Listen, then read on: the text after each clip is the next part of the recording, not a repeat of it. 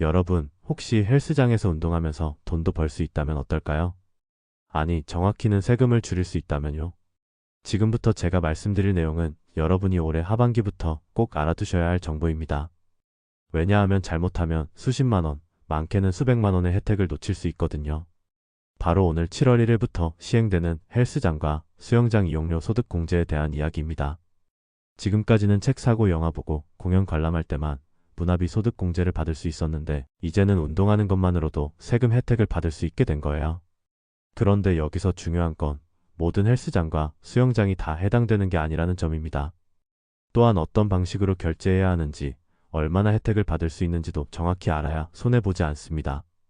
특히 PT나 강습비의 경우에는 적용되는 방식이 다르니까 끝까지 들어보시면 여러분의 연말정산에서 최대한의 혜택을 챙기실 수 있을 거예요. 먼저 가장 기본적인 조건부터 말씀드릴게요.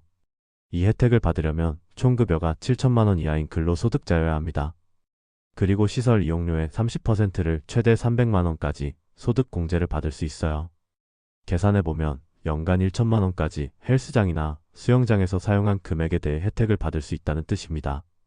월 평균 80만 원 정도까지는 소득 공제 혜택을 최대로 받을 수 있다는 거죠. 그런데 여기서 주의해야 할 점이 있습니다. 헬스장이나 수영장의 일반적인 시설 이용료는 전액이 공제 대상이지만 PT나 개인 강습이 포함된 상품의 경우에는 절반만 적용된다는 점이에요. 예를 들어서 월 10만 원짜리 헬스장 이용권을 끊었다면 이 전체 금액이 문화비 소득 공제 대상이 됩니다. 하지만 월 20만 원짜리 PT 포함 상품을 이용한다면 이 중에서 절반인 10만 원만 소득 공제 대상이 되는 거예요. 이렇게 구분하는 이유는 일반적인 시설 이용은 문화활동으로 보지만 개인 강습은 교육 서비스의 성격이 강하기 때문입니다. 정부에서는 대중적인 문화활동을 장려하기 위해 이런 구분을 둔 것 같아요. 그리고 가장 중요한 건 아무 헬스장이나 수영장에서나 이 혜택을 받을 수 있는 게 아니라는 점입니다. 해당 시설이 문화비 소득 공제 사업자로 등록되어 있어야 해요. 현재 많은 헬스장과 수영장 사업자들이 등록을 서두르고 있는 상황이지만 아직 모든 곳이 등록된 건 아니거든요. 그래서 여러분이 다니시는 헬스장이나 수영장이 등록되어 있는지 꼭 확인해 보셔야 합니다. 문화비 소득 공제 홈페이지에서 대상 목록을 확인할 수 있어요. 만약 여러분이 다니는 곳이 아직 등록되지 않았다면 사업자에게 등록을 요청해 보시는 것도 좋은 방법입니다. 그런데 여기서 또 하나 놓치기 쉬운 중요한 조건이 있어요. 바로 신용카드 사용액이 급여의 25%를 넘어야 한다는 점입니다. 이게 무슨 말이냐면 연봉이 4천만 원인 분이라면 연간 1천만 원 이상은 카드로 결제해야 문화비 소득 공제 혜택을 받을 수 있다는 뜻이에요. 사실 요즘에는 대부분의 분들이 이 조건을 충족하실 텐데 혹시 현금 결제를 선호하시는 분들은 이 점을 꼭 확인해 보세요. 다행히 신용카드뿐만 아니라 체크카드, 선불카드, 심지어 현금 결제도 가능하긴 하지만 25% 조건은 반드시 충족해야 합니다. 이제 실제로 얼마나 혜택을 받을 수 있는지 계산해 볼게요. 연봉 5천만 원인 직장인이 월 15만 원씩 헬스장 이용료를 지불한다고 가정해 보겠습니다. 연간 180만 원이 되겠죠. 이 금액의 30%인 54만 원을 소득에서 공제받을 수 있습니다. 만약 이분의 세율이 15%라면 실제로 8만 1천 원 정도의 세금을 절약할 수 있는 거예요. 월 헬스장 비용의 절반 정도를 돌려받는 셈이죠. 이 정도면 운동도 하고 세금도 아끼는 일석이조의 효과를 볼 수 있지 않을까요? 특히 PT를 받으시는 분들은 더 전략적으로 접근하실 수 있어요.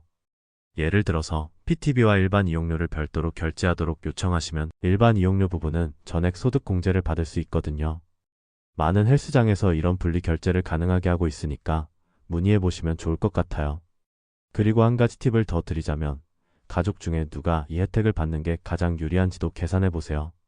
부부가 모두 근로소득자라면 세율이 높은 분이 결제하시는 게 더 많은 세금을 절약할 수 있어요. 이 제도가 시행되면서 헬스장과 수영장 업계에도 큰 변화가 있을 것 같아요. 고객들이 등록된 업체를 선호하게 될 테니까 아직 등록하지 않은 업체들도 서둘러 등록할 가능성이 높거든요. 그리고 정부 입장에서도 국민 건강 증진과 세수 확보라는 두 마리 토끼를 잡을 수 있는 정책이라고 볼 수 있어요. 사람들이 운동을 더 많이 하게 되면 국민 건강도 좋아지고 소득 공제로 인한 세수 감소보다는 의료비 절약 효과가 더 클 수도 있거든요. 다만 주의하실 점도 있어요. 이 제도가 7월 1일부터 시행되니까 올해 상반기에 사용한 헬스장 비용은 혜택을 받을 수 없습니다. 그리고 내년 연말정산 때까지는 시간이 꽤 있으니까 그동안 영수증이나 카드 사용 내역을 잘 보관해 두시는 것도 중요해요. 또한 이 제도가 새로 도입되는 거라서 초기에는 일부 혼란이 있을 수도 있어요. 헬스장 직원들도 아직 정확한 절차를 모를 수 있으니까 혹시 문제가 생기면 문화비 소득공제 홈페이지나 고객센터에 직접 문의해 보시는 게 좋겠어요. 마지막으로 이 기회에 운동 습관을 만드시는 건 어떨까요? 어차피 세금 혜택도 받을 수 있으니까 그동안 망설였던 헬스장 등록을 고민해 보시는 것도 좋을 것 같아요. 건강도 챙기고 세금도 아끼는 똑똑한 선택이 될 수 있거든요.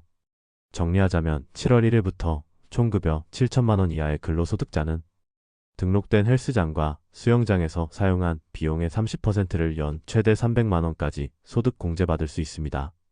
일반 이용료는 전액, PT 등 강습비 포함 상품은 절반만 적용되고요. 여러분도 이번 기회에 건강한 몸과 똑똑한 절세 두 가지 모두 챙기시길 바라요. 그럼 오늘 영상은 여기서 마치겠습니다. 도움이 되셨다면 구독과 좋아요 부탁드리고 다음에 또 유용한 정보로 찾아뵙겠습니다.